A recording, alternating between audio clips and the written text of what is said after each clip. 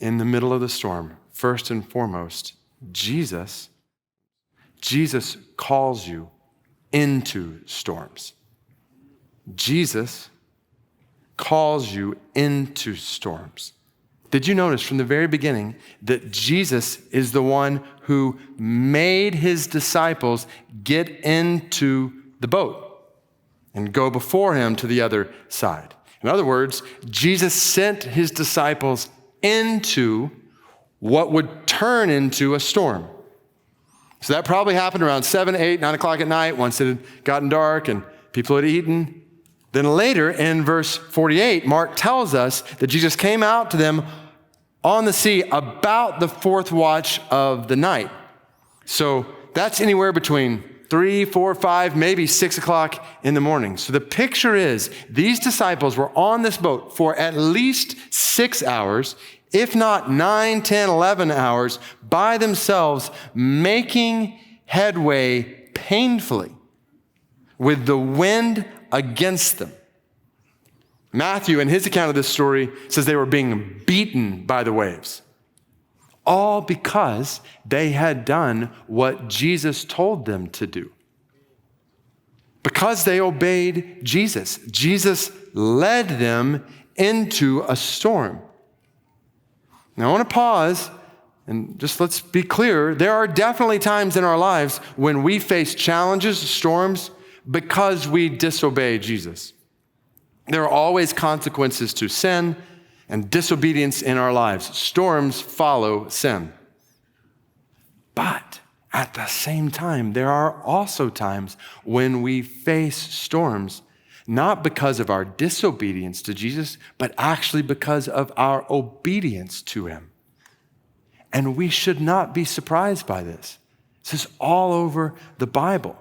We just finished reading Job in our church's Bible reading plan, who experienced suffering because of his obedience to God, his blamelessness before God, his fear of God. Shadrach, Meshach, and Abednego found themselves in a fiery furnace because they obeyed and worshiped God. Daniel found himself in a den of lions because he was seeking God. Read about prophet after prophet in the Old Testament. You don't come away with the impression that the pathway to the smooth, trouble-free life is obedience to God and his word. Actually, the opposite. Then when you turn the pages into the New Testament, you see these disciples, we were talking about this recently, they were all persecuted. You realize that they all suffered.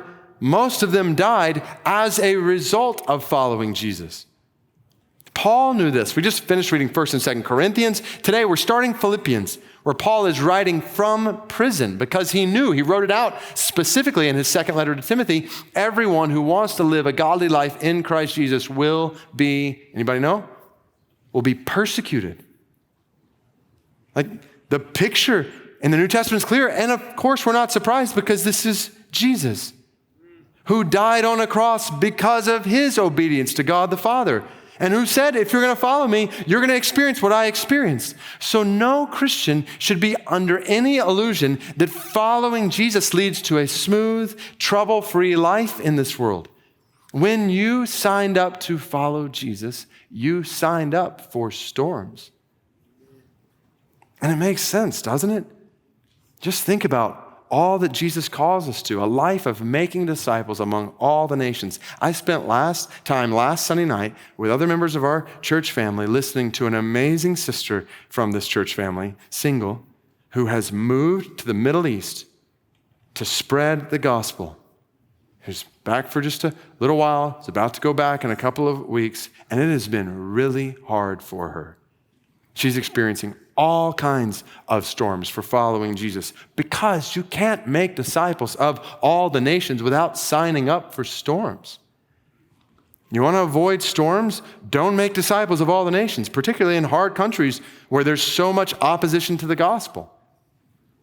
In a similar way, if we're going to care for the poor or oppressed, if we're going to step into foster care and adoption and care for widows or sojourners or refugees, storms will come. We have brothers and sisters in Ukraine right now who are following Jesus straight into storms.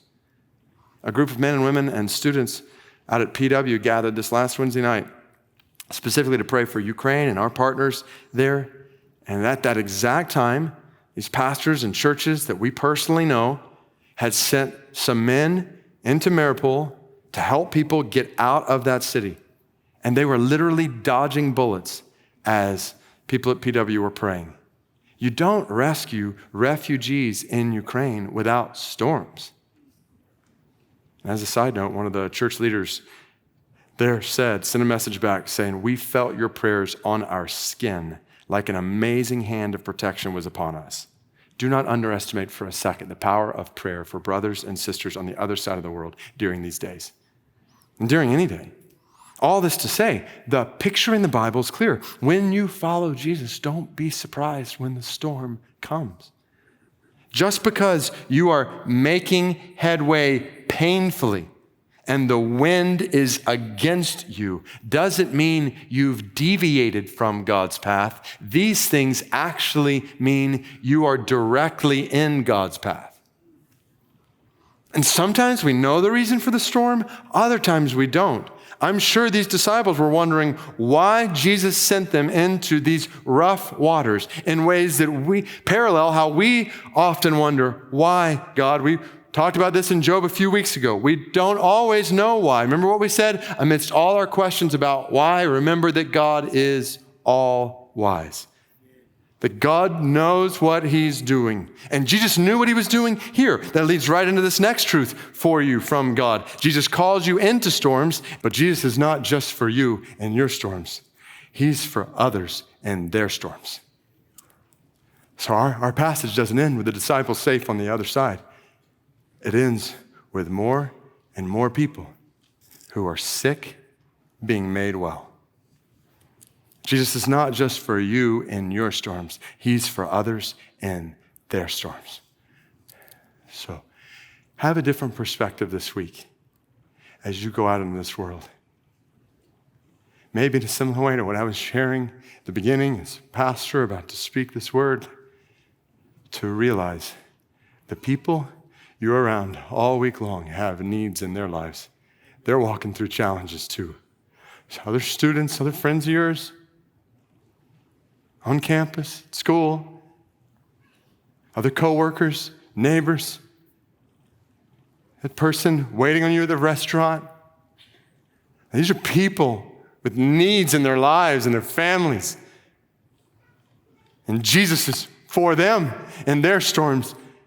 He's brought you across their path to be a reflection of his love for them, to point them to his love for them. So live with that perspective.